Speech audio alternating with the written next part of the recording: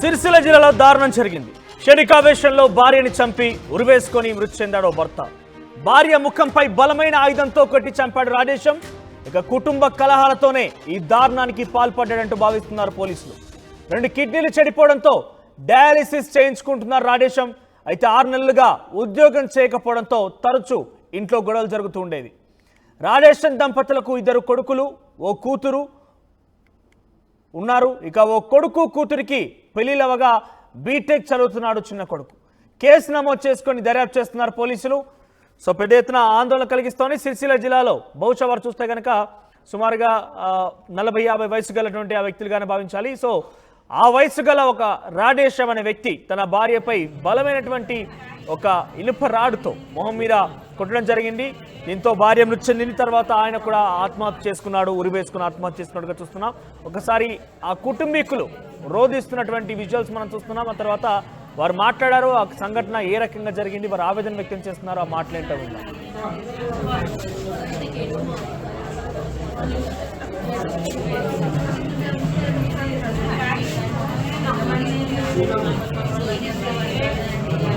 బతకన్నాము చుపోరగాళ్ళము మాకేమెరుక మా అమ్మతో నేను ఎట్లా బతకాలి మా అమ్మ పోరగాళ్ళు మాకేమెరుక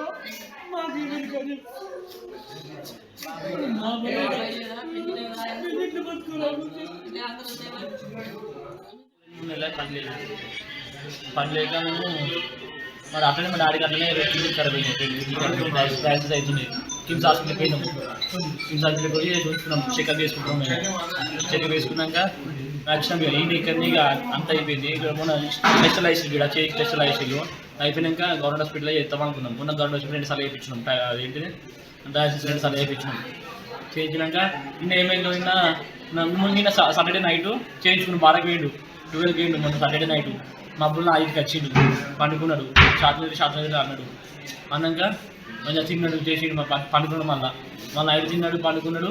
మళ్ళీ నేను మాట్లాడి పోయినా మా ఉద్యోగం చేసుకున్నాక నాకు వచ్చి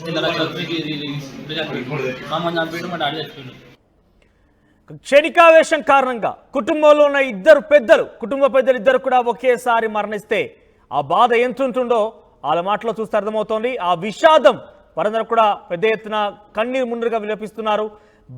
తన భర్త క్షణికావేశంలో భార్యపై దాడి చేసి భార్యని చంపేసి ఆ తర్వాత ఆయన కూడా ఉరివేసుకుని ఆత్మహత్య చేసుకున్నాడు. 2 కుటుంబ పెద్దలు కూడా ఒక్కసారిగా కొన్ని కోపాల కారణంగా, క్షణికావేశాల కారణంగా 2 మరణించడం అనేది ఆ కుటుంబం ఒక్కసారిగా విషాద ఛాయలనుకున్న కన్నీరు ముందుగా విలపిస్తున్నారు. ఒకసారి మా ప్రతినిధి చంద్రశేఖర్ దగ్గరికి వెళ్దాం. చంద్రశేఖర్, సో ఏం జరిగి ఉంటుంది, ఎటువంటి కలహాలు ఉండేవి? ఏకంగా వాళ్ళు చూస్తే కనుక 2 కుమారులు, ఒక కుమార్తె, అంటే బహుశా వాళ్ళిద్దరు కూడా పెళ్లిళ్ళు అయ్యాయి. ఒక కుమారుడు చదువుకుంటున్నాడు, కొంత వయసుపై పడ్డవారుగానే కనబడుతున్నారు. సో ఈ వయసులో ఎటువంటి గొడవలు మనం చూడొచ్చు? మనోజ్, సిరిసిల్లలో విషాదం నెలకొందని చెప్పుకోవచ్చు. ఎందుకంటే దూస రాజేశము వాళ్ళ వైఫ్ గత కొంతకాలం నుంచి అక్కడే కలిసిమెలిసి కాపురం చేస్తున్నారు. ఆర్థికంగా కూడా బలంగా పటిష్టంగా ఉన్నటువంటి కుటుంబం అది. ఆ 2 కుమారుల్లో ఒకరికి వివాహం అయిపోయింది, సెటిల్ అయిపోయారు. అలాగే చిన్న కుమారుడు ఇంజనీరింగ్ చదువుతున్నారు, కూతురు కూడా సెటిల్ అయిపోయింది. ఈ క్రమంలో గత కొంతకాలం క్రితము కిడ్నీలు 2 చెడిపోయాయి. హైదరాబాద్ కిమ్స్ హాస్పిటల్ లాంటి ఆసుపత్రుల్లో చికిత్స పొందుతున్నారు. ఈ మధ్య కాలంలో సాంఖ్యాలన్నీ కూడా ఆగిపోయినాయి. ఆర్థికంగా వెసులుబాటు కావట్లేదు. అంటే స్థిరాస్తులన్నీ కూడా ఉన్నప్పటికీ కూడా ఆర్థికంగా వెసులుబాటు కావట్లేదని చెప్పేసి గొడవలు ప్రారంభమయ్యాయి. ఈ క్రమంలో ఆయన